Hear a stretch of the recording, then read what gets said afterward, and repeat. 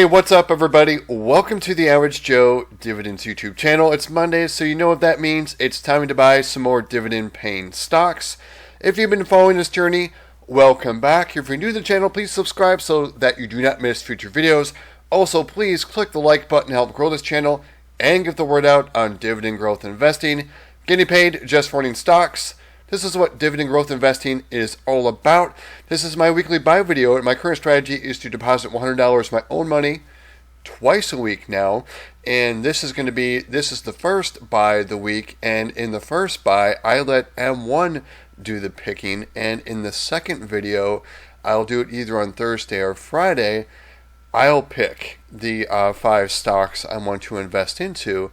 So what we're looking at right now, this is my taxable M1 stock brokerage account. You can see I'm over the $245,000 mark. You can see we're at lows for the portfolio at 192. In late October, we have recovered nicely, had a little bit of a downturn in late April, and we've been on a recovery ever since. We'll take a look at even today is no exception, up 0.31% today, so up just a little bit. So what I'll do is I'll jump into the activity log, and we're going to see the buys that I did, and we're going to see what the results of those buys are on my dividend income. And we also have to go over a raise. One of the stocks in my portfolio actually did a dividend increase, so I'll show you how I find those and the end results of that is. So we'll jump into the activity log, and there's 2 buys for $99.99. Looks like a penny of the $100 deposit could not be invested. I think there's a certain amount you have to buy fractionally, and they couldn't resolve that last penny, so that last penny is just going to be in the account for the next time I buy. So we see here there's 2 buys. And first up was Aflac 46.75, and then JP Morgan at 53.24. And how M1 picks is based upon the allocations within your own portfolio. And I'll kind of show you how my portfolio is set up. And I'll leave a link below so you can see the slices and what's in those slices. You can see I have an actual and target setup, so you can see that this slice, the dividend portfolio slice, which has the most pieces or slices within it, is 0.2% underweighted. So all new monies will go to the dividend portfolio until it reaches that 27%, and then it will allocate to the other 2 slices or back into the dividend portfolio as well, depending on how much I deposit. And you can see here it's going to pick within this slice based upon then the actual and target of all the pieces in here. You can see AbbVie is actual 6.4% when the target is 7%. So some new money is going to go into there as well once JP Morgan and Aflac catch up. It's not that those 2 have been bad performers. I kicked up their targets, so they're doing a little bit of catch up here. We'll take a look and see Aflac. I put them to 3% recently, and it's just catching up with Amgen there. And then at the 2%, so let's see, is it JP Morgan? They were kicked up, yeah. So they're doing some catch up over here as well. Once they catch up to Starbucks, which has been going down recently, then it'll start buying these other stocks as well. So that's kind of in a nutshell how it works when you let M1 do the picking. It's really based upon your stated or actuals, which you pick, or actually the target you set, and then what the actuals are. So it'll try to balance the portfolio with an influx or whatever you put into the portfolio as deposits. So again, on Thursday or Friday, whenever I have time, I'll do my 5 picks. We're going to jump over to my Google Docs spreadsheet, and I want to see which event I put in, because we're going to have 2 events. They're going to kick up my income, and of course the buys of JP Morgan and Aflac, as well as it was O Realty announce their dividend increase. So I'm going to let this load up here. I also have to refresh this and put it at 75% because it's taking up too much of the screen. I'm sorry, my laptop is going a little bit slow here, so let me go to 75%. There we go. So we can see everything across all my columns. But like I said, they raised their dividend. Their current dividend is at 0.257 cents.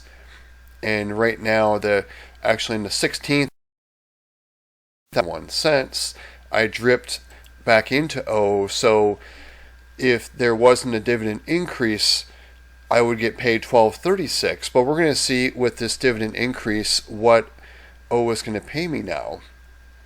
And I look up the dividend raises here at Seeking Alpha. So go ahead and we'll pull up that link. And I'll leave a link below for this Google Docs spreadsheet where it tracks all of my stocks and positions here. I'm going to scroll down and try to find where O Realty did that announcement. There we go. Realty income increases their monthly dividend by 2.1%. So we're going to put that new 2625.2625 in there. You can see there's the previous 0.257.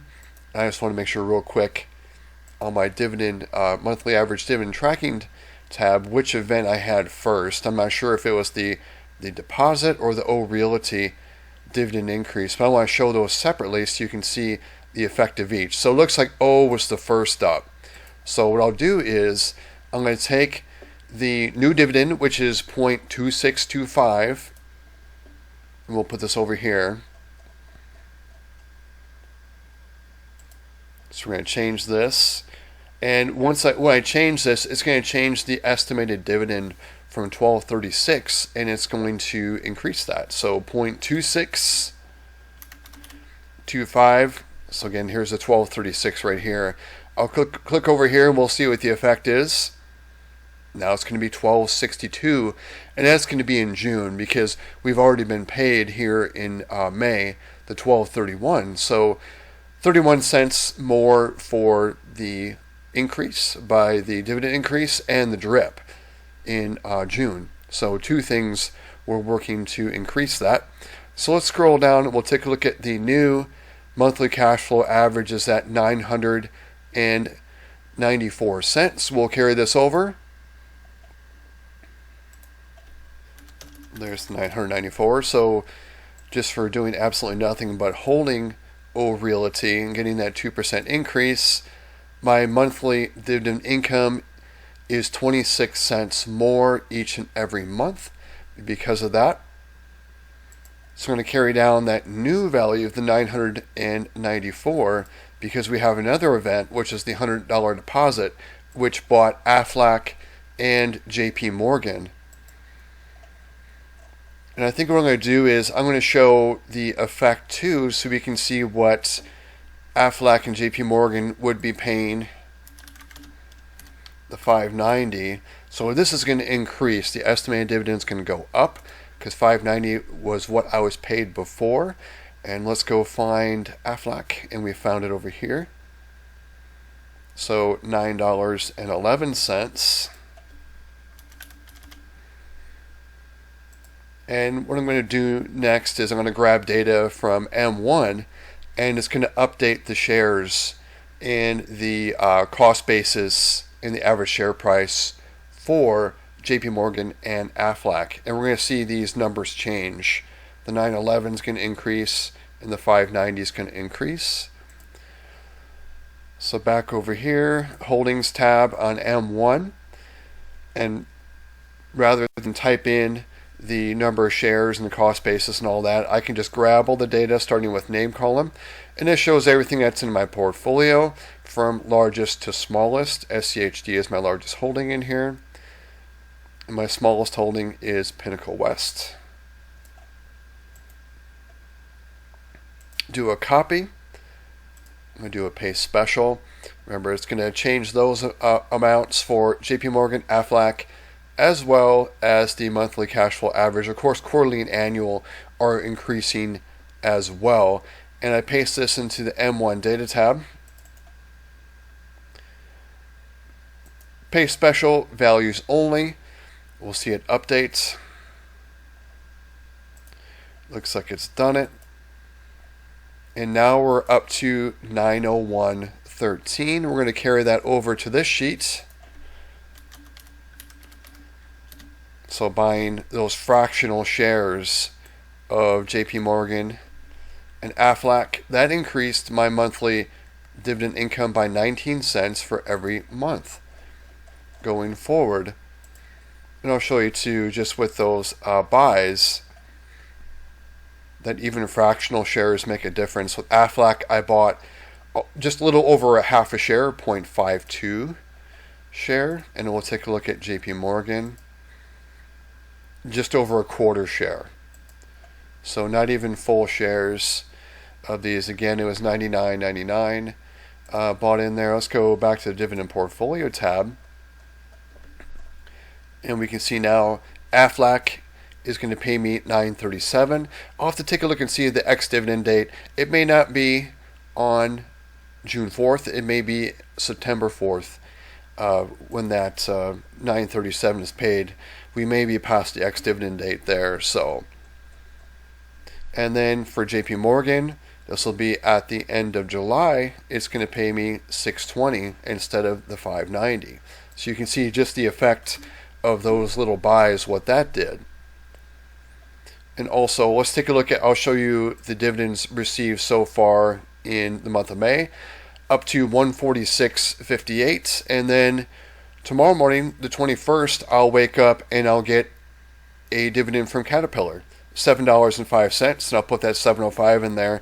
I don't put those amounts in there until I've received them, so I'll put the $7.05 in there, and also total dividends I'll put plus $7.05 to account for that. And then tomorrow there's going to be a buy, a fractional buy for Caterpillar. That $7.05 is going to be reinvested back into Caterpillar. It's just going to be a few cents more, and we start all over again. But look, in June, last June, Caterpillar had an 8% dividend increase. So if you take a look at $7.05, do some quick math here, times 1.08, I'll be at $7.61 for their dividend when they announce their dividend increase. That's if they do an 8%.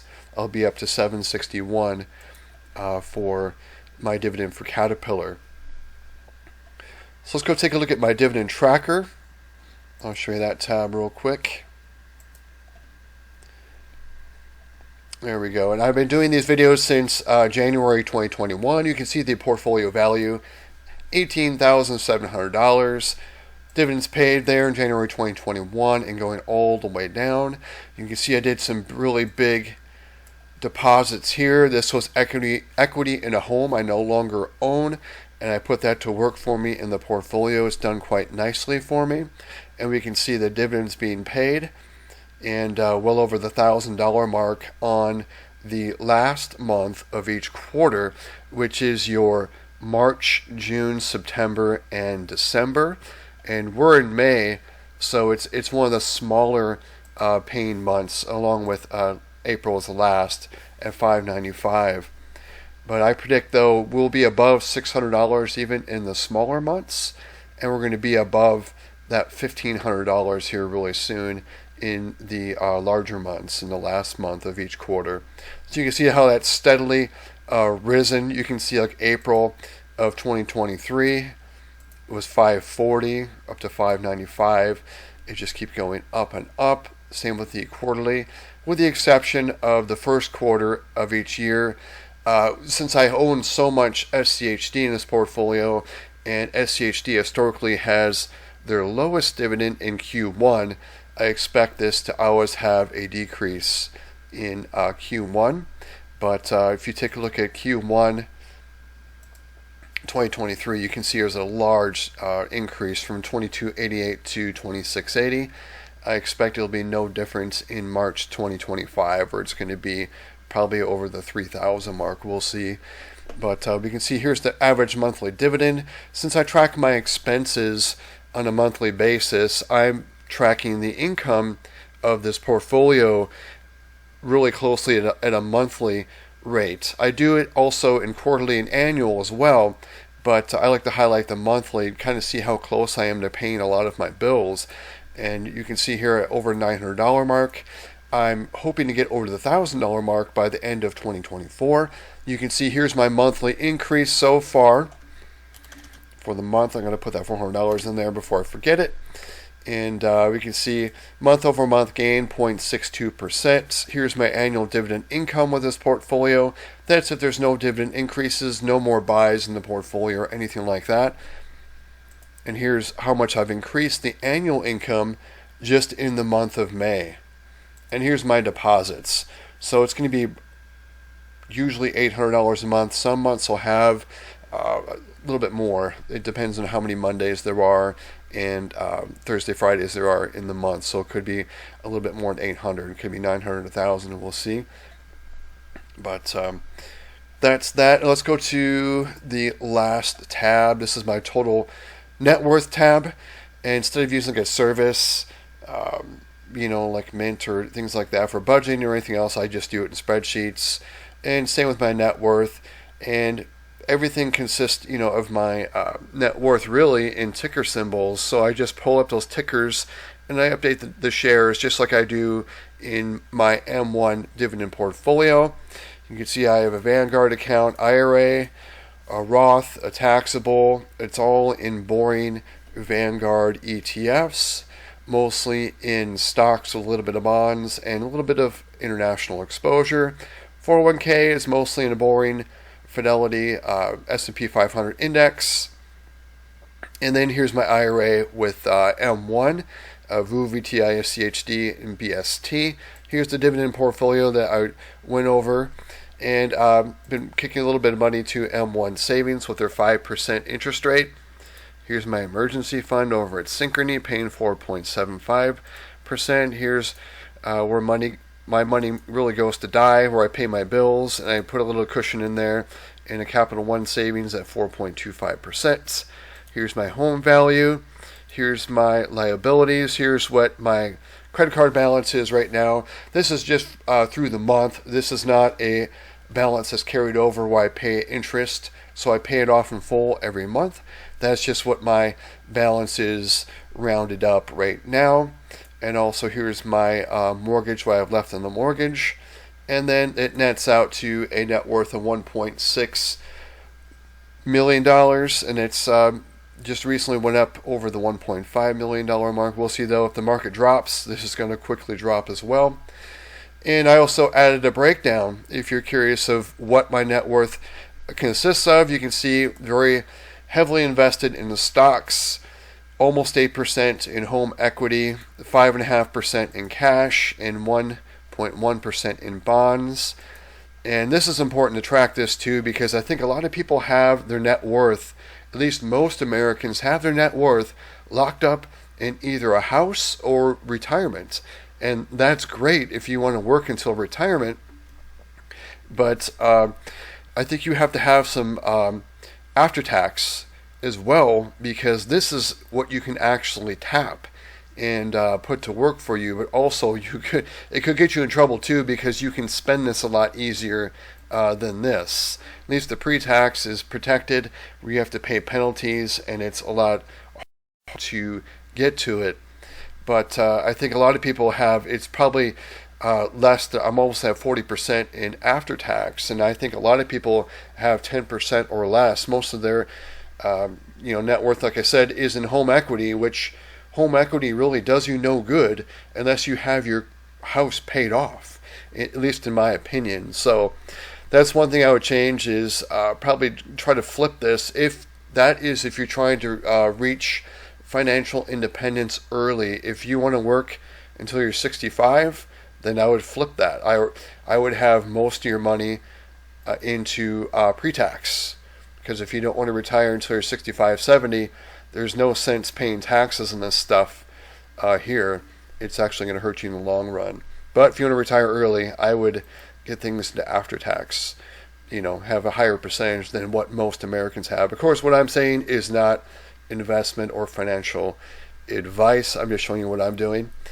And you can see my U.S. to international breakdown, very heavily into U.S. with a little international exposure. But, of course, the top U.S. companies, especially in the S&P 500, just about all of them are international companies anyway. So to me, you're getting international exposure that way. So that's all I had to show you was what I bought this week. And, of course, that was Aflac and JP Morgan. And we got to see what the effect was on my dividend income. And now we're over the 901 mark at 901.13. You got to see how my net worth just creeping up. It just keeps creeping upwards. Of course, the market's been going up, so not surprised at all. But you never know what can happen. I always brace myself for a 50% cut in stocks, or just some bad event, because you just have to kind of price that in or expect it. And so when it does happen, I know what to do, and that's to keep buying more and more shares of the index or the individual stocks that I believe in. So thanks everyone for sticking to the end. Let me know in the comments what you are buying this week. Everybody have a great week, and everybody take care.